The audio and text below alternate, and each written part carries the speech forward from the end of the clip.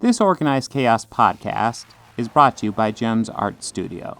JEMS Art Studio is an online store that allows access to prints that you can use for most anything, obviously as just a picture, or as a wallpaper, or as a bookmark, or anything you can think of. You can find JEMS Art Studio at etsy.com/shop/JEMS Art Studio. This podcast is also brought to you by listeners like you. Thank you.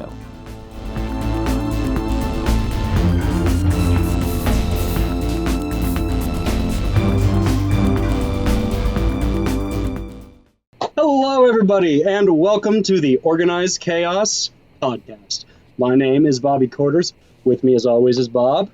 And today, we got a really fun-packed show for you. We're going to be discussing the new M. Night Shyamalan movie, Old, along with the movie Signs and The Happening.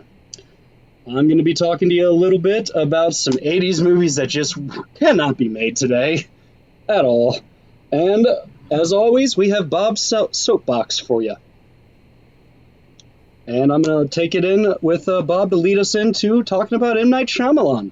Bob, how are you? Yes. It's doing all good. Right.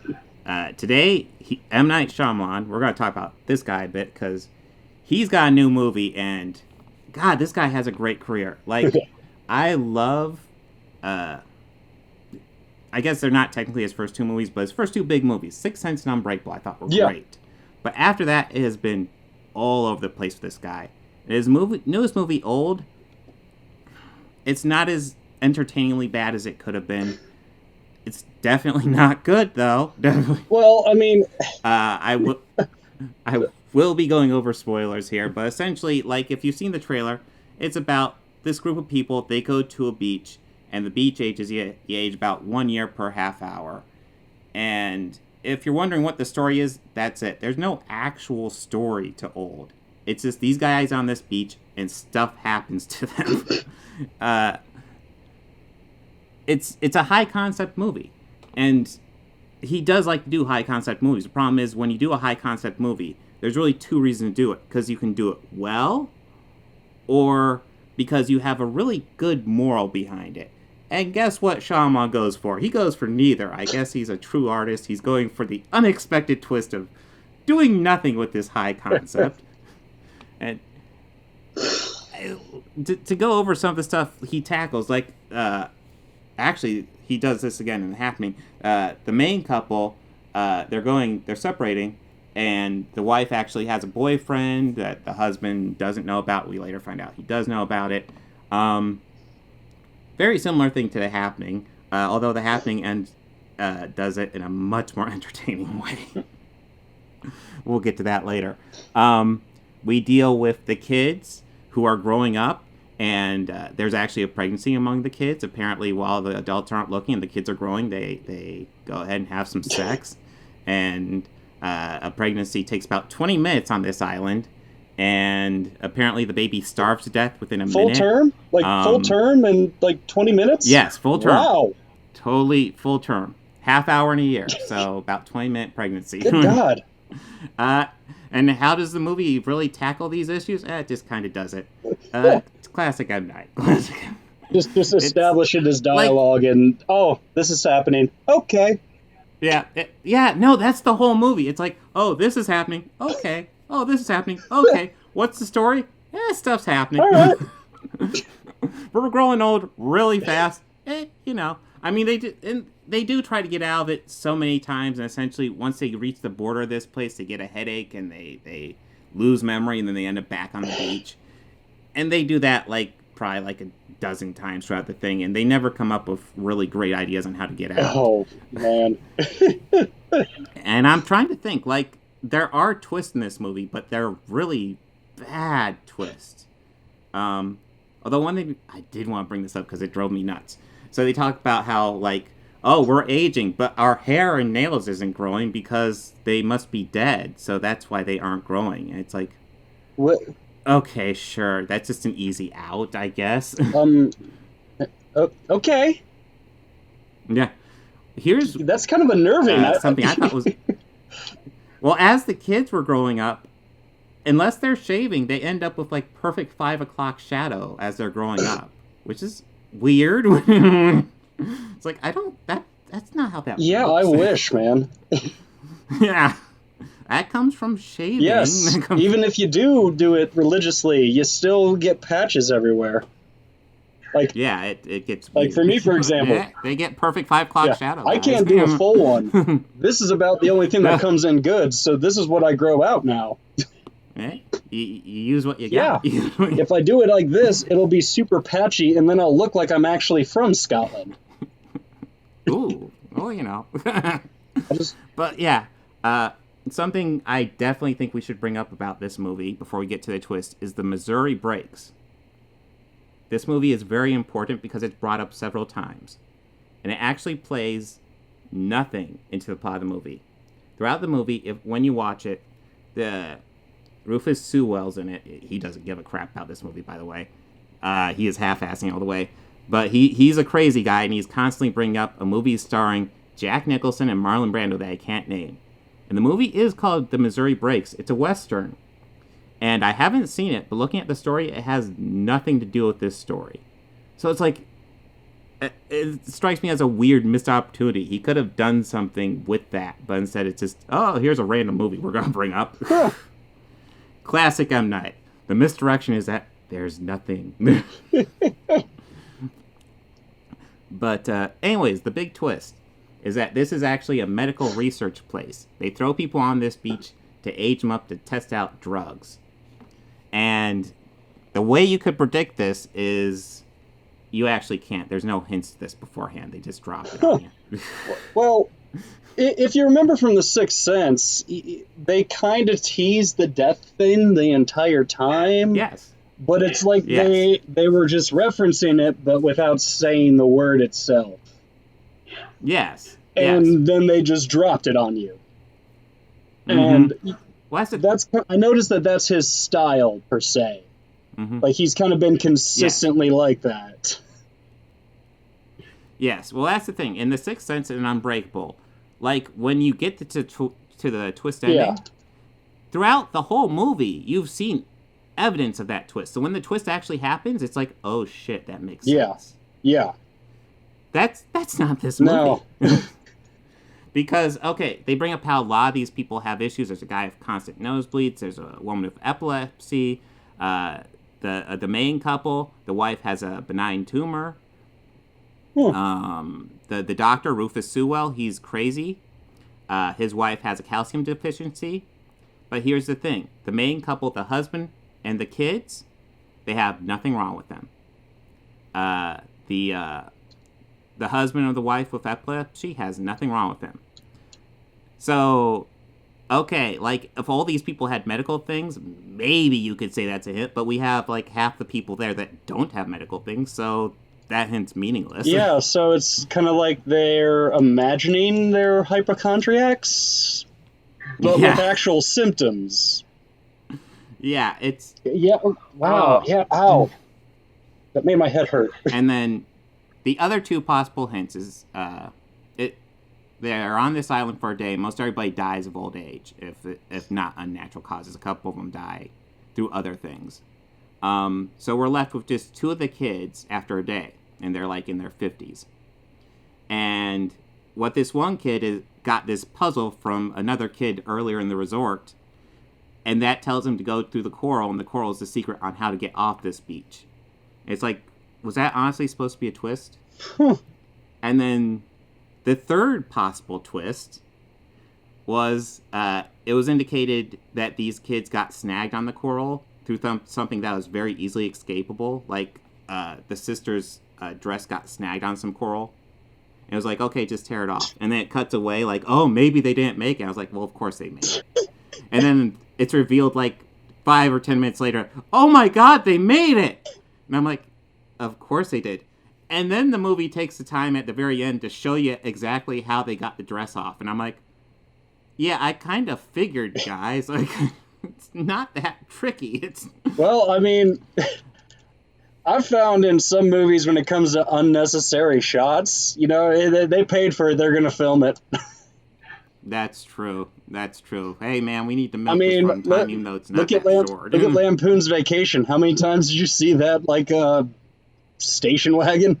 Like, full-frame shots of it? They paid for it. That's true. I didn't think they paid for it. They're gonna. That's a much more entertaining movie. Oh well, yeah. It has Chevy Chase, and that's like peak ego Chevy Chase. So that's like great Chevy. You're not kidding. Oh man. So essentially, we have 3 twists in this movie.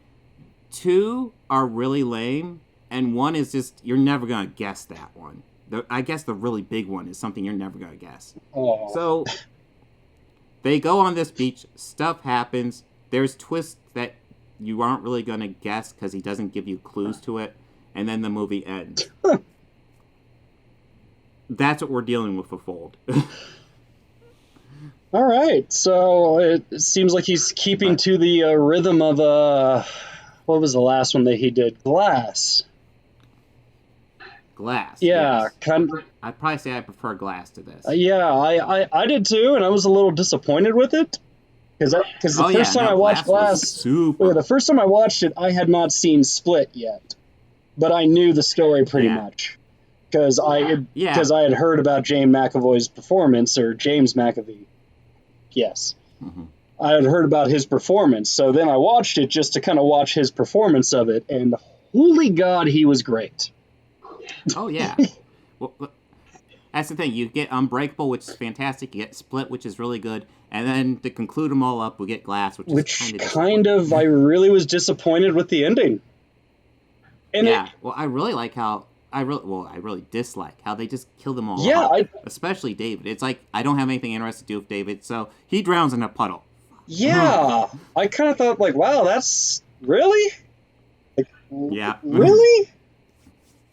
I mean, I could have seen maybe, like, the Beast, or James McAvoy's character, and Bruce Willis's character both dying, leaving Samuel L. Jackson's character to live.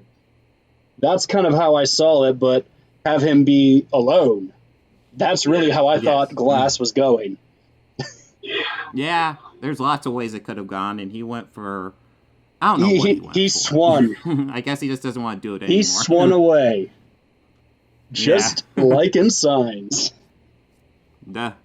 Well, Old is not the only Shyamalan movie we'll be talking about. We got Signs here. And I am going to swing away for this one.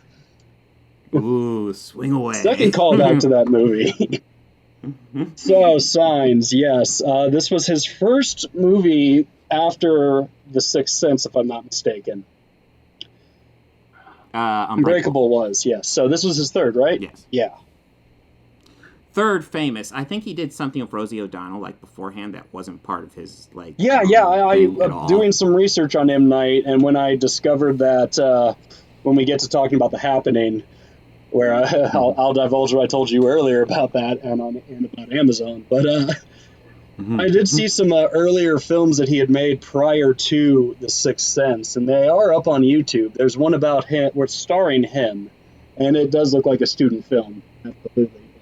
No, it probably is. Although he does lots of shots that look like student films. He does, yeah. But in Signs in particular, I don't see too many of those offhand, but that story, like... No. Had a lot of great potential, and I mean, I dig sci-fi as much as the next guy, and especially with, like, contact with lives from other planets. Love that stuff. Bring it on. I just kind of felt like the aliens were just the footnote in the entire story. Mm-hmm. Like, it just, the whole time, like, with the building of it and the suspense, wondering, hey, is it these two, like, other Farmer Brothers guys? They have some problems with us. Hey, and then that scene where they're at the store, the whole family's at the store, and they see them, and they act really scared and just tense around them. But they never go to confront them about, their suspicion, which I always kind of thought was weird, because I'm not familiar with, like, that type, living that out in the rural country area about that. But I imagine that if I had a field of crops and some stuff like that happened, and there's word around town that these two guys are doing stuff like that, I'm going to go ask them about it, Yeah, Like, exactly. it's like, A, you're trespassing, B, what the hell are you doing on my property? That's something that always really bugged me the most about that movie.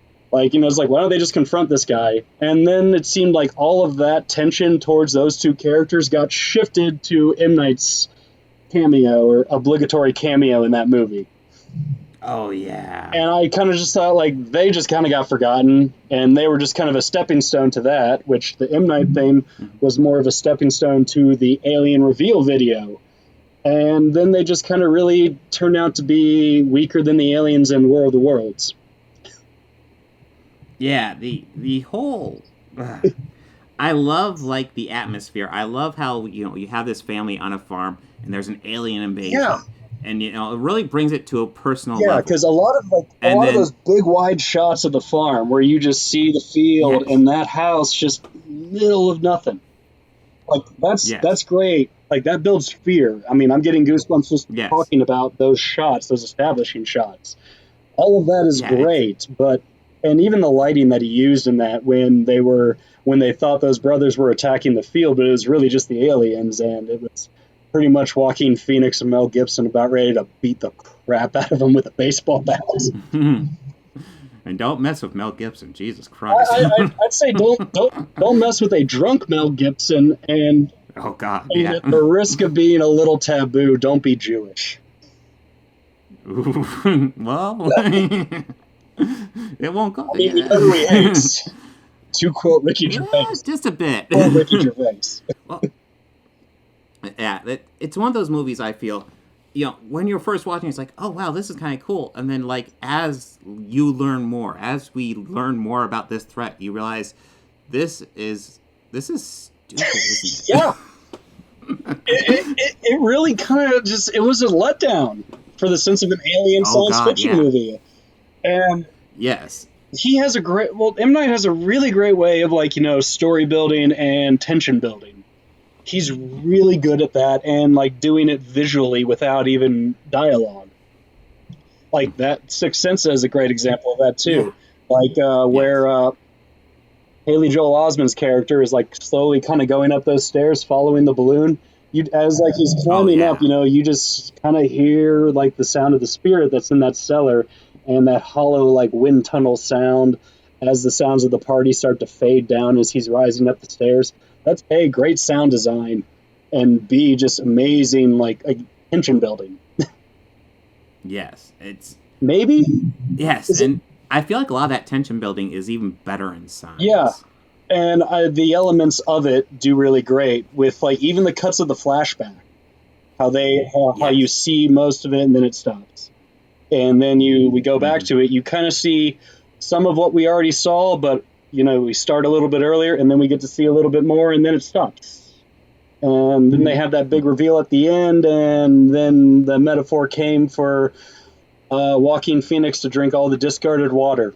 And by the way, I mean, you're a parent, Bob. If you had a daughter who would be, or a kid who was leaving half-drank glasses everywhere, you'd clean up after the kid, or would you just every night? You don't leave it lying around. You don't. No dead soldiers. Yeah. It's. The more you think about these aliens, the more it's insane. It's like, hey, we're weak to water. Let's go to a planet with a high humidity level, and not only that, let's go there naked. Why not? Also the majority of the population of the planet and its inhabitants are made of 70% water. Yes. Yeah. Why not? These aliens, they like a challenge. We don't understand. I mean, they could have just been smart like the Mars Attacks aliens and, just had some gum. Yeah, just mainly invading your ships. Hell. I mean, oh my God. Signs, I mean, great idea. Really great idea. Terrible ending. And subpar execution. Mm-hmm. Yeah, no, that was definitely I was huge into Shyamalan when that movie came out. I remember that because I was really pumped after Sixth Sense and Unbreakable. I was like, oh, the new M. Night Shyamalan. I was excited about that one too. I went to the theaters with my cousins to go watch that opening weekend. Yes, so I went I went with my family to see the opening weekend, and I was so excited. And then after I left, I was like, well, that wasn't as good. And like, it's one of those things where you just spend like a week with it, and after a week, you're like, oh wow, that just sucked, didn't it? After it, my oldest cousin up north, Nick, he drove me and my other cousins there along with his girlfriend at the time, now his wife. But I remember as we were driving to drop her back off home, he was like, guys, don't talk about it. That movie really creeped her out. And I mean, to be fair, at her defense, where she was living at it with her parents, it kind of was like a little tiny farmhouse like that, because that's the area of Toledo where she lived. So, understandable. Like, we laughed. Yes, we laughed. yes. I looked over to my cousin. I was going to say, I'm happy you said that. And he's like, yeah, because you looked like you wanted to say something. What do you want to say? Oh, a cornfield.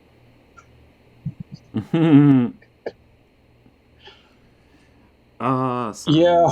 But I mean, he still can have like a really great idea and have it be really hated, but still have a small percentage appreciate it, like The Village for me. I liked that twist. I thought it was really good. I thought it was super predictable. Yeah, it might have been, but it was still it's great, and it kind of really makes me think twice whenever I drive past one of those historic towns, like those tourist traps. I guess I would take a predictable twist over something like Old, where it's just like from left field. It's like, really? Yeah, I kind of saw it coming right after the reveal of the monster costume.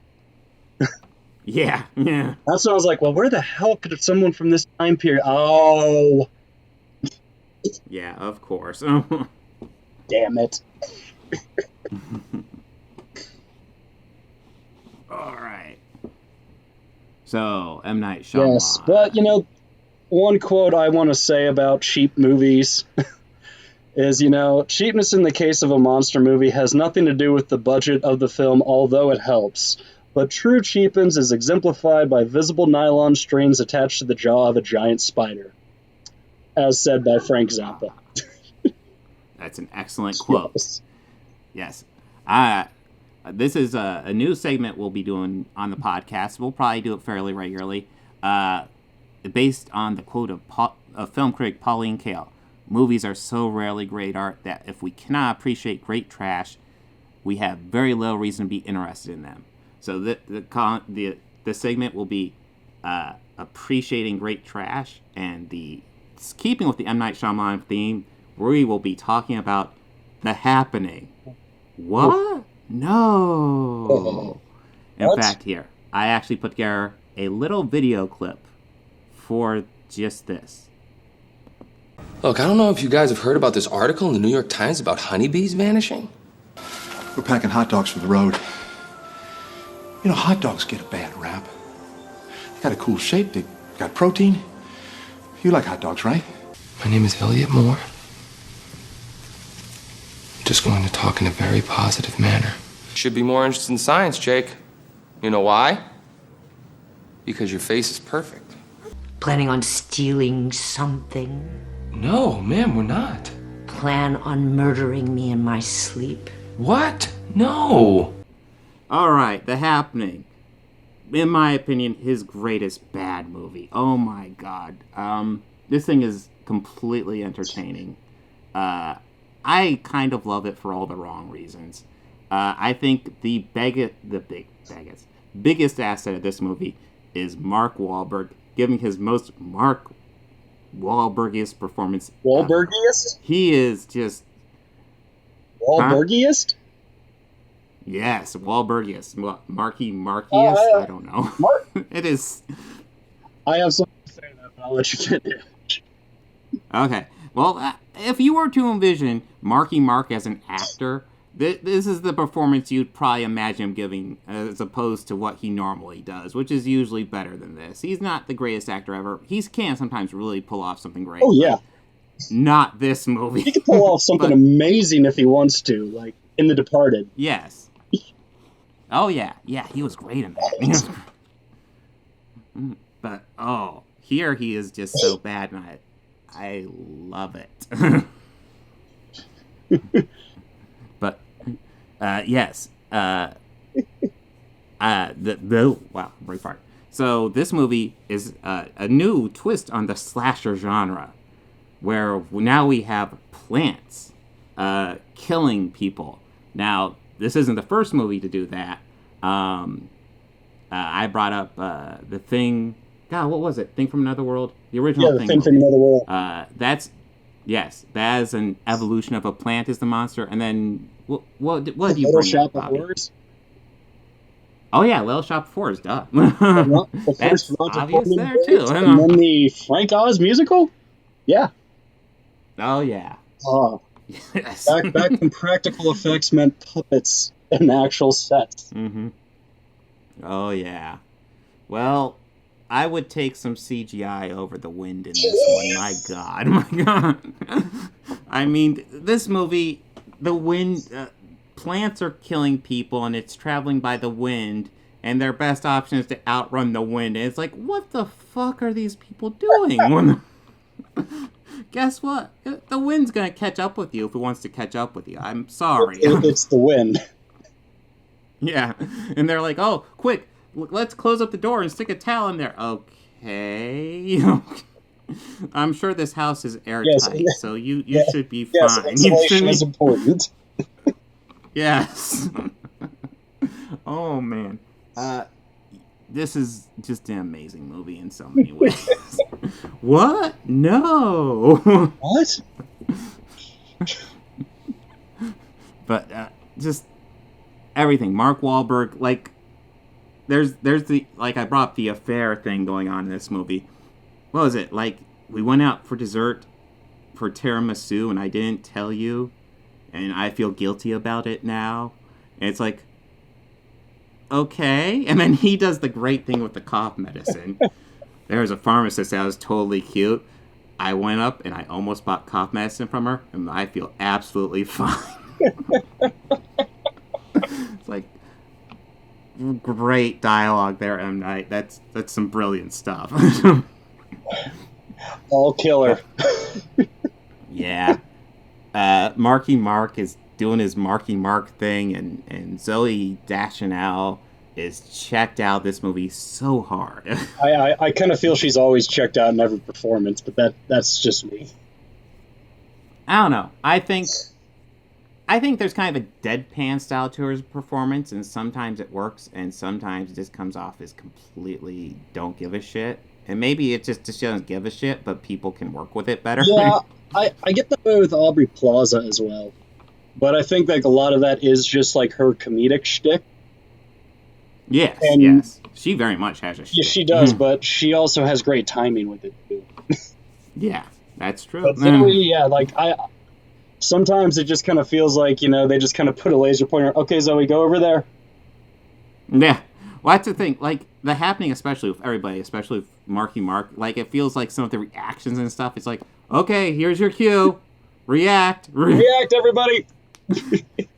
Wait. I'm a science teacher. I have to figure this out. Calculus. He's just saying these random fucking things trying to figure out what's going on. It's some of the... This movie's kind of great. For all the wrong reasons. I never thought somebody who made The Sixth Sense and Signs less than 10 years later, or was it about 10 years? I think it was a little less than 10 years later, make one of the best so bad it's good movies ever. Oh, I think that in this segment we're going to try and find one that might be better. Ooh, well, I mean, there's definitely ones that are better. I don't know if there's better ones in his filmography. In his filmography, no. I think we've hit the pinnacle. Yes. Hey, guys, I can make great movies and I can make shit, too.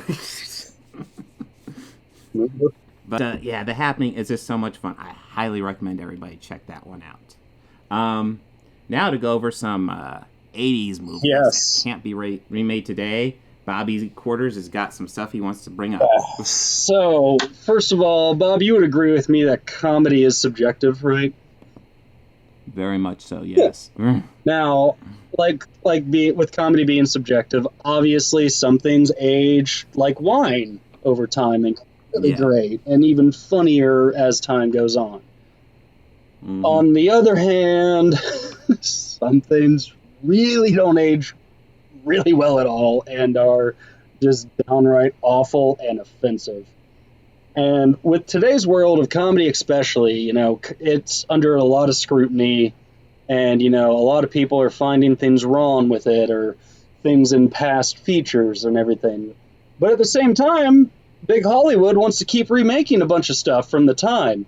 So I kind of put together a little short list of about some 80s movies that were just really raunchy comedies for the time, but a lot of the jokes are horribly dated, and they just really don't age so well.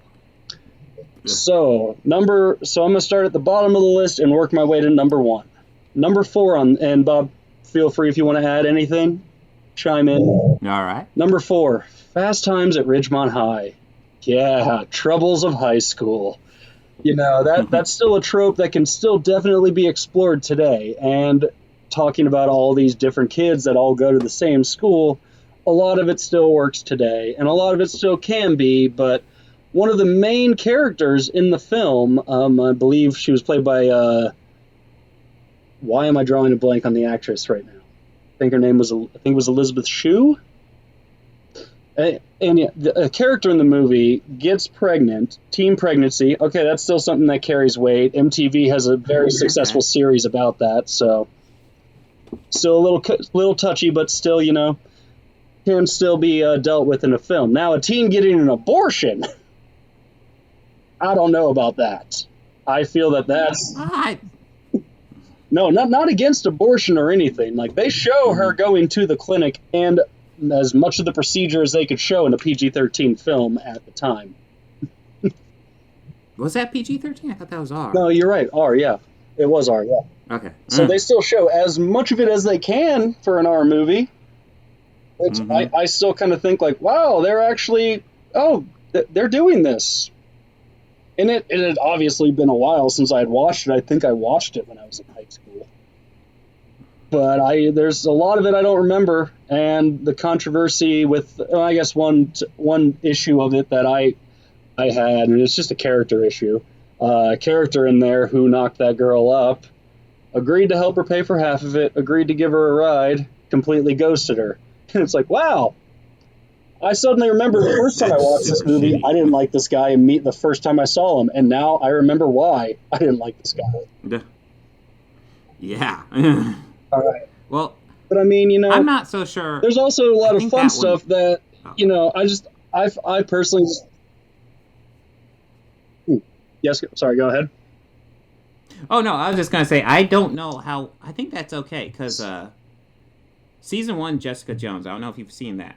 That actually deals with an abortion as well. Okay.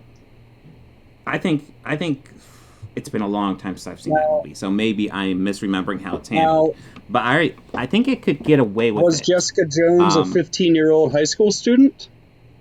No, but I mean, I don't know if that's necessarily a bad. It's a trick. Now, it's tough. I would say Now that more I think about it, I could see an argument as to why it won't be remade is because if it gets remade, it's going to be a corporate thing, and they're not going to want to tackle it. They won't touch it because they'll have a bajillion sponsors behind it. Yeah, you know, you can't sell a Happy Meal of that. Well, that'd be a great toy. It's a ketchup dispenser. It's a collectible. It's mint, still in package. Ooh. But I mean, there is some great stuff. Like when the token stoner kid, played by Sean Penn, masterfully, he steals this movie.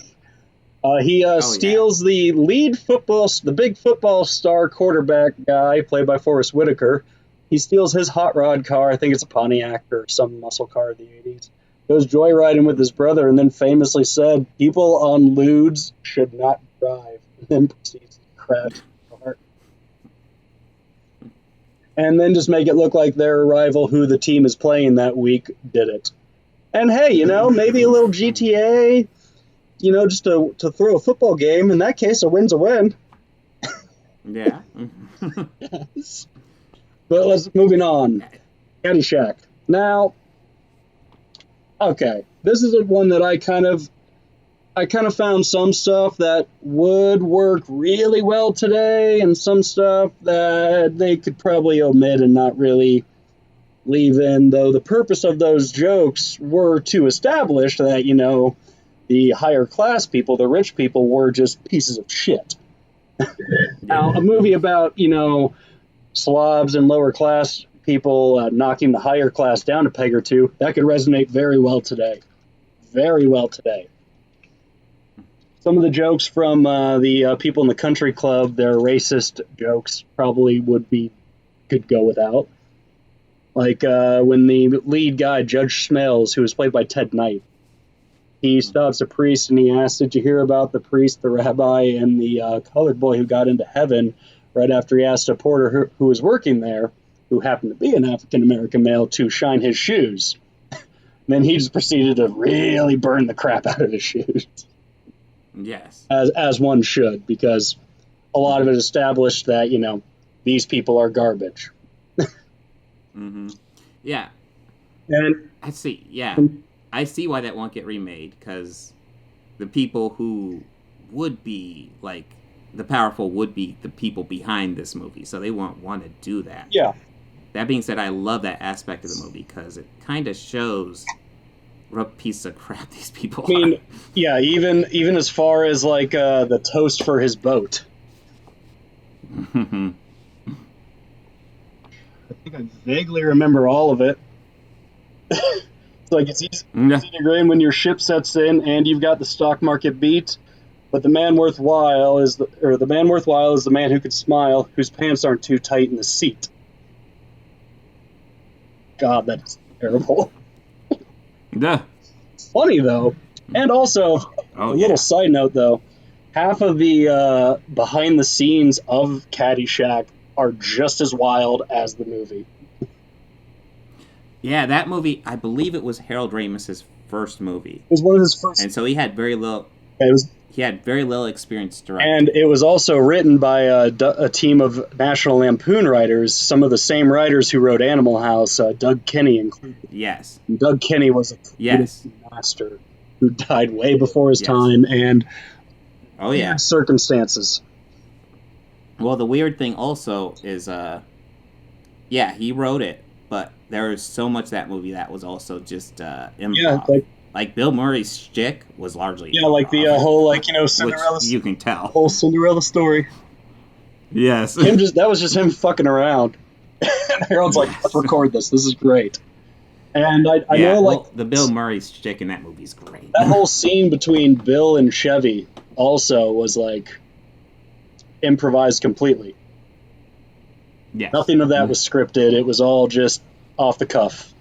And I believe also that is the first time that the two of them were ever in the same room together since Bill took the role or his spot on SNL. Yes. Yeah. Well, that they noticed in the script that there was no scenes with those two together. And they're like, we want to put together a scene, but we don't have anything written, so here you are, guys. They just let them do their thing. Yeah. And Bill, have fun, guys. Do something goofy. Do something. And Bill was just Bill. Yes. All right. That movie's too much of a classic. Yeah, that movie is a real classic, and it really pained me to put this on here because I love that movie. I'm a huge Lampoon fan, and even though this isn't under the Lampoon banner, I consider this a National Lampoon movie. It didn't occur to me it's not under the banner, but yeah, it is kind of has a lot of those same. Well, Doug Kinney especially. Yeah. And Harold Ramis was involved with it, I thought. Yes, he was. I don't know. And a lot. And Ronnie Dangerfield. Yeah. Probably just let him do whatever he wanted to because at that point he was like the king of comedy. Yes. Well, talk about a guy with perfect delivery and timing. Oh my God. I mean, like I would say, you look at. Sorry, go ahead. His jokes on paper are fine, but like his delivery is brilliant. It is. Like I would say, the only other person who would rival him at that time period would have been Don Rickles, and that's another one who has some great timing. Okay, so let's moving on. We're on number 3. So number 2, Revenge of the Nerds.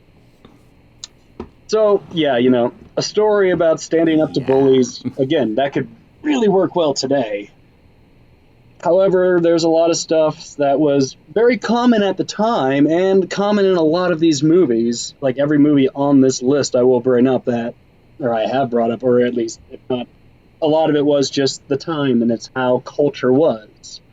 And obviously with time, culture evolved. So, the story standing up to bullies, that can work absolutely today. But a lot of the stereotypes, like their depiction of the Lambda member Lamar, a gay black man, that just was horribly stereotyped and doesn't age very well. As well as their other housemate, I think Taji, or not Taji, but the Japanese boy who was there. Oh shit! Yeah, I forget the character's name, but yeah, that was. Fun fact: that actor's American. Huh. So it's kind of like a short circuit thing. Yes. Good. Well, he's not. He is of Asian descent. It's not 100% short circuit. Okay. It's not 100% that. But yes, he like if you actually see him talk, he has a normal accent, or normal American accent.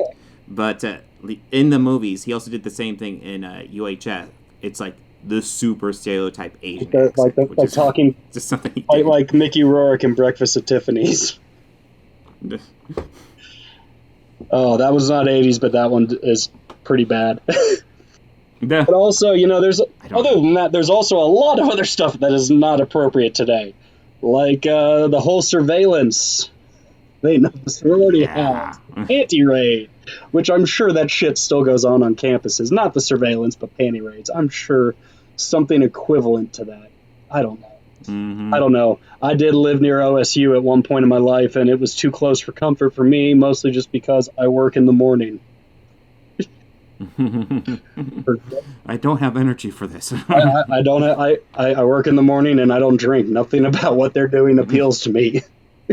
Yeah. Oh yeah, and along with a lot of that stuff qualifies as sexual assault now. Sexual assault. One thing why this movie, if it were to be remade, they have to cut this out or find a better way to approach it. The whole rape scene. Yeah. Now it may not be, traditional definition of it, but he raped her. And later on in those sequels, that woman became his wife. So some sort of borderline Stockholm syndrome as well. Nice. So now after that, I don't know what can get worse than a mistaken identity for sexual intercourse. But number one on this list is a legendary raunchy's 80s comedy called Porky's. Oh yes, the quest for losing one's V card. Luckily, these boys in Florida, they do know a spot just where that could possibly even happen. A place called Porky's that is on the swamp. It's pretty much like the modern day juke joints back in the days of Prohibition. There's gambling, liquor, women, but it's a place that's kind of like in the country, in the rural country. And that's the plot of that movie, but this guy, they go there to try and meet some ladies. It doesn't go so well. He just takes their money and dumps them in the swamp and just, that's it. Messes with these kids. As an adult, I would mess with some kids if they came out to my house in the middle of the country. I would. But that's just me. But the movie itself, that whole can work. Again, the dialogue in it. Excuse me. A lot of casual racism. A lot of casual racism in it. Now, again, unfortunately, like all these, product of their time, but also there's a lot of just really gross sexual behavior that I don't think could fly in a cinema today. And mostly just because of standards and the Me Too movement. These guys pulled a lot of kind of cruel pranks on their female classmates. And a lot of them kind of either embarrassing them in a way, like one student called a place where a girl was working, asked her to get on the intercom and asked if anyone has seen Mike Hunt. Yeah, my friend Michael Hunt. I don't get it. My friend Michael Hunt. Yeah, he goes by Mike. I mean, yeah. Wow. Yeah, I love a good prank call. Yeah. And that's Bart Simpson classic. Though The Simpson hadn't come out yet, so now we know where Groening got it from. Those calls to Moe's are all classics. But I think the big thing of why is the infamous shower room scene, where these boys, they find a hidden area in the school where they could hide and crawl behind the walls of the girls' locker room in the showers, and they can move some pipes, and it's a perfect peephole for them to see inside. Now, with the high school antics of a movie like this, I'm honestly surprised American Pie didn't do it. They pretty much did the equivalent with a webcam, only toned down quite a bit. Yes. Yeah. But, I mean, some of the pranks in there were really hilarious, like really funny, and, you know, some of it still is really funny, but aside from the casual racism and cringy dialogue, if all that would be omitted, it might be. But again, a lot of that is what the core of what made all of these movies so great, so why even bother? Yeah. Well, these movies are very much products of the time. Yes.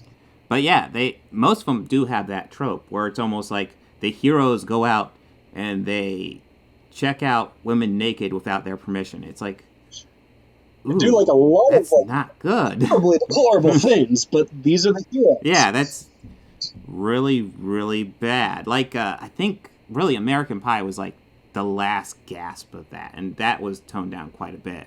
And as they periodically just went on, they just kind of became more just comedies. Like, I think American Pie 2 is just a straightforward comedy with a little bit of sex jokes. Yeah, well, they don't broadcast a naked woman. As I recall, they don't broadcast a naked woman. They do walk in on him, and then the naked women mess with them. So it works better if you look at it from that standpoint. It's not being broadcast to whoever has an email. Yeah. What, broadcast to Blink-182? Was that the band in that one? Yes, that was, and their monkey. Okay. And their monkey. Yeah. Don't know why I remember the monkey more than Blink-182, but... But Animal House does this, but Animal House does it weird because there's almost a fantasy aspect to it. Yeah. Fast Times does it as well. That's revealed to be completely fantasy, if I remember correctly. Yeah, and good old Judge got caught indulging. Yeah. Nothing. Doesn't anybody knock anymore? Yeah, but there's definitely better or worse examples, and for me, I'll admit, I've never been a huge fan of Revenge of the Nerds. I think the premise is actually completely solid. Yeah. But, like, in that movie, they do that, and it's almost treated like, yay, we saw the chicks naked, yay! It's like, ooh. They had it, that doesn't date well. On the television in the living room, like... Yes! It's like, oh my god. Come on, guys. I think one of them even came down like, you're still watching that? Yeah. It's like, I see why you guys aren't getting laid. Yeah. But yes, those are 4 80s movies that shouldn't be, that can't be remade today. It could be fun. It could be. I mean, maybe if it was like a direct streaming service, like, definitely not Disney Plus. Oh no, Disney Plus. It'll be in the kids section. Oh, and it'll be animated. Oh, anime. Well, I mean, speaking of animations and things that shouldn't be remade or even see the light of day, but the Song of the South still has weird edited releases. It's not on Disney Plus though. Yes, it does. I think if you were able to find an original release copy, it is worth some change. That's right. Like, Disney Plus actually has a lot of those movies. Just for warning, I don't think Song of the South's on. It is not. It is not. I actually checked that when I signed up for it. Okay, I haven't checked. Pure curiosity. Recently, but yeah, pure curiosity. That'd be insane. I mean, I watched Dumbo, and it did give me a disclaimer at the beginning.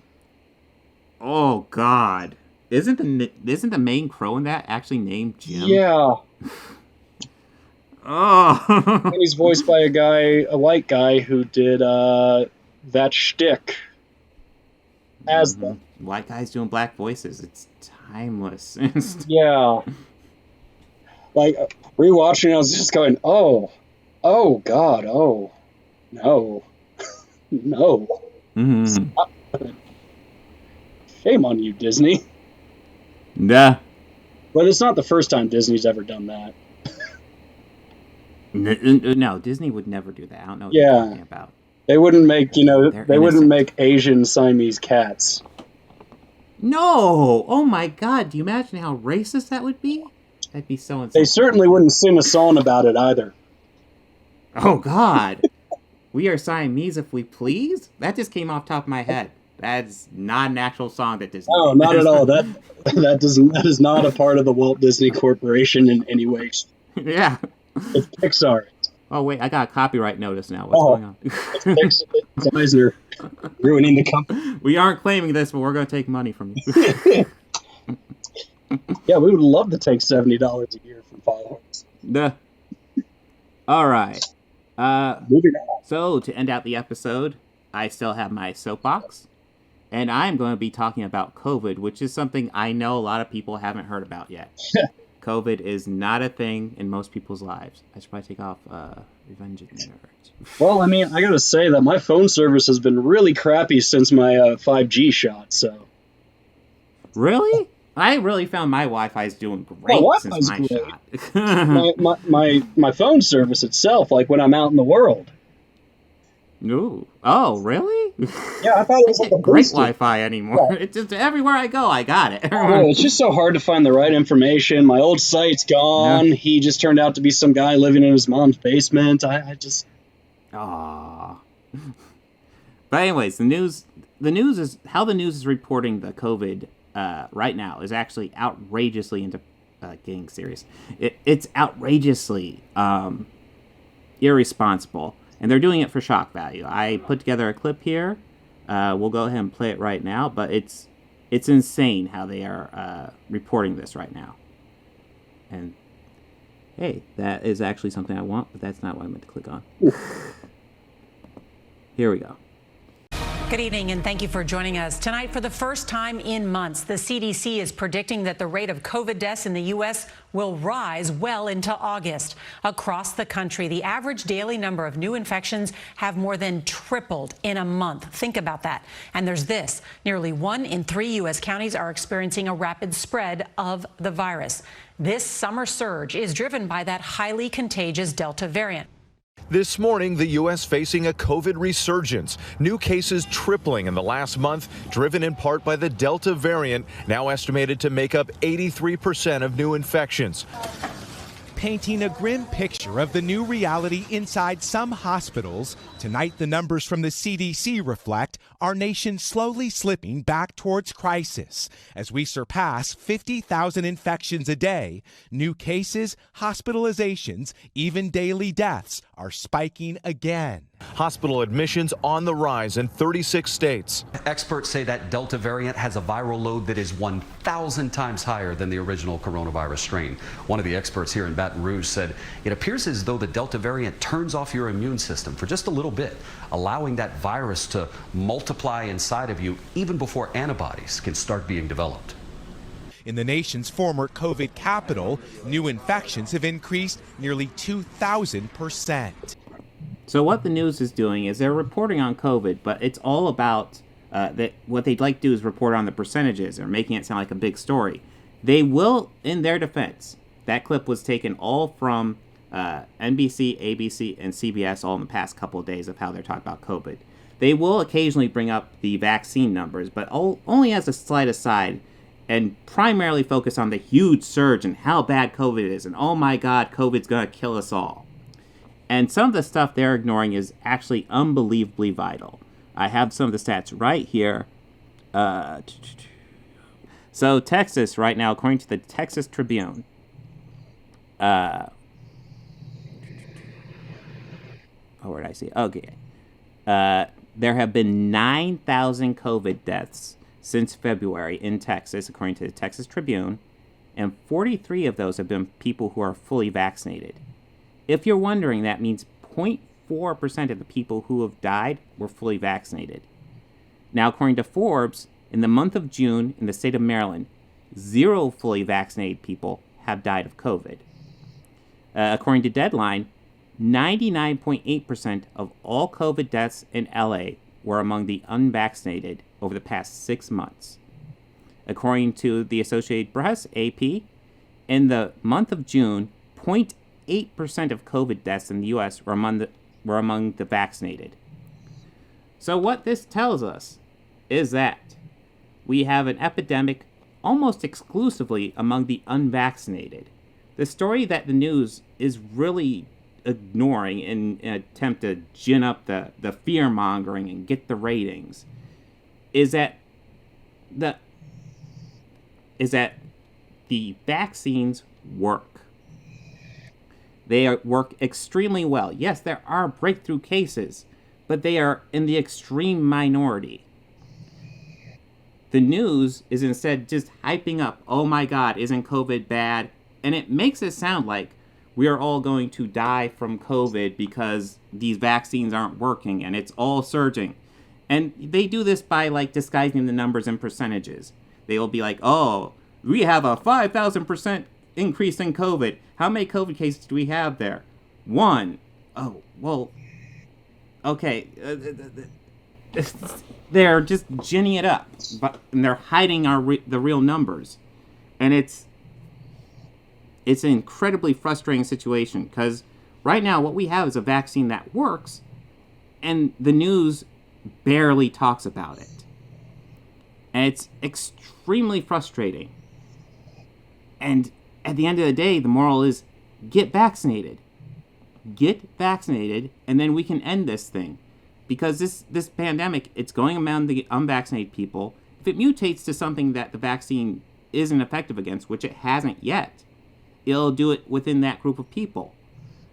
And the news is frustratingly ignoring this. And, I'm not even talking about the partisan networks. This is ABC, NBC, and CBS. CBS. Yes. They're talking about this as if, oh my God, COVID will kill us all. And vaccines work. And they're ignoring that just as much as possible. Just a little bit here and there. Oh, well, it's not. They'll be like, oh my God, 200% increase. To cut in here for a second. Sorry to throw you off. Yes. These are the state local ones, right? Are our major 3 in our state?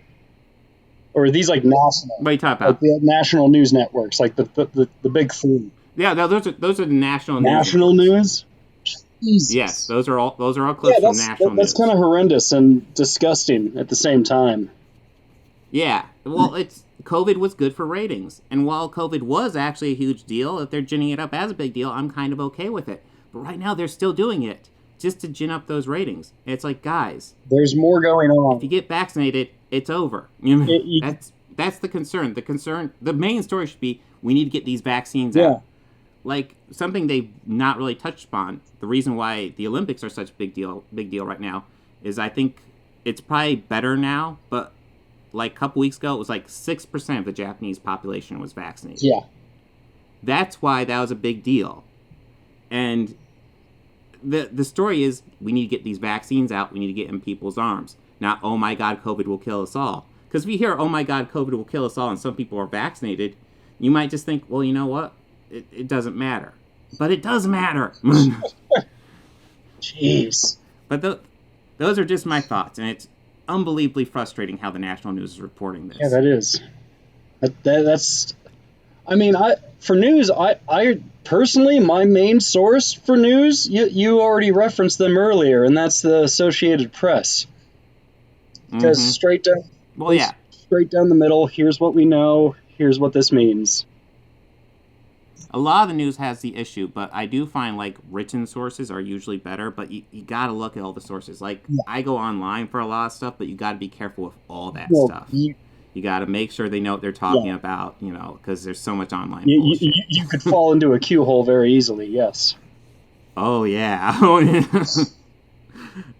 Q. Oh, God. No, you're absolutely right, but I do check other resources. I do check those main ones. I also read the Post and the Times and the Journal. And those are the main ones I will check. I have seen a few great articles covering certain stories from the Texas Tribune, so I thought it was kind of interesting that you brought them up. Yeah. Well, I hear locally, like, I'll hear it on local radio, and this is like here in Columbus, so like local Columbus radio, like news radio. I'll hear them just say, "Oh, we had and today's numbers of cases were 20, and yesterday's reported cases were 17." Yeah, exactly. That's more helpful. And it's read, but hospitals are still full of people who have it, but the percentage of 95% of the people who are in hospitals are unvaccinated. Yes, and that should be the story. If you go on national news, that's the story. Yeah. Hey, COVID cases are surging, but just stress all the time. It's among the unvaccinated. You don't want to be one of these numbers. Get a fucking shot. Go to your local grocery store and get a shot. That's all you gotta do. They are free of charge.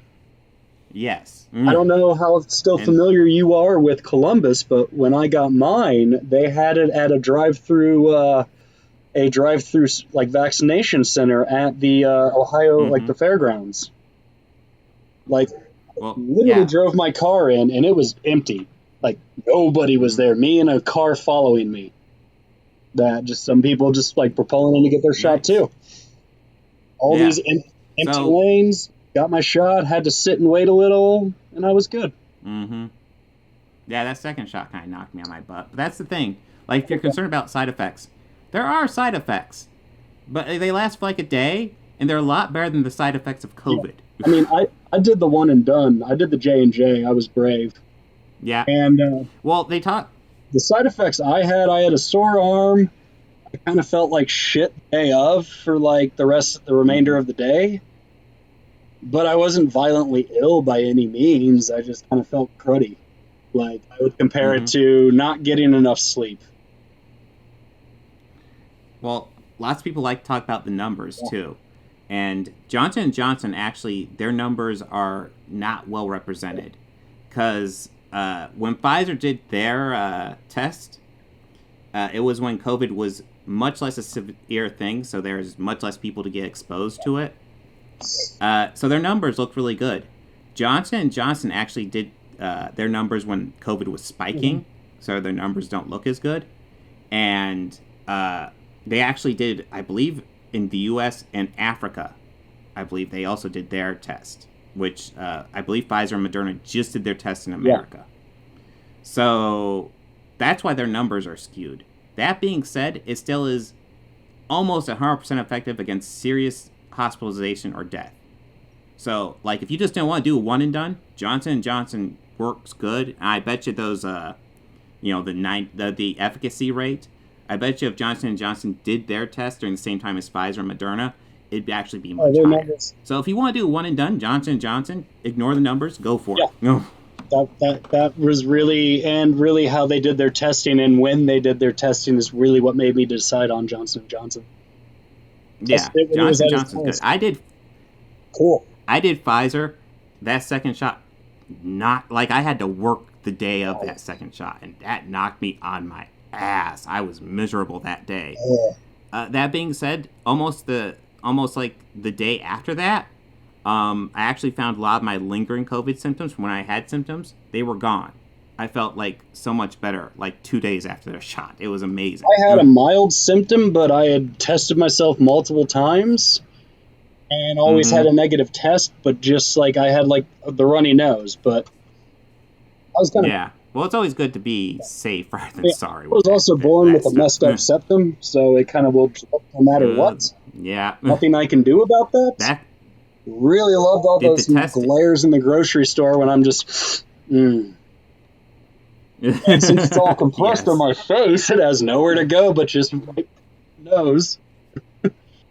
That is one thing I noticed with the mask. Like if I had a little cough or something, I would just cough into the mask anymore. And then I had to get back used to not doing that, of course. Yeah. But yeah. I still have like 3 in my car. I had to put some mask in my car because my son obviously isn't vaccinated yet. And I keep on forgetting to grab a mask for him when we go out. But, yes. The moral of the story is get a vaccine. Shot. But yes, that's everything we had lined up for today. Any parting thoughts, Bobby? Be well and do good. Yes. Enjoy life. Get yourself a vaccine. And don't be a dick. Yes, that too. If you're really desperate not to get a vaccine, for God's sakes, don't be that person. Get a vaccine. Wear a goddamn mask, okay? Wear one. I could think of several other great comebacks for you to say how hard it is to breathe, yada, yada, yada. I'm going to get CO2 poisoning. Hey, no, you're not. There's a big difference between monoxide and dioxide. Yeah. But, like, dude, if a furry can wear it for a whole convention. Yeah. Well, you know what? If you have trouble breathing through a mask, guess what? There's another option. You get a fucking shot. Yeah. Or, you can breathe through a ventilator. Yeah, that works too. I've heard that's tons of fun. I heard they busted out the iron lungs from storage, so there you go. Ooh. So that's our show for today. Hope everybody enjoyed, and I hope everybody gets vaccinated.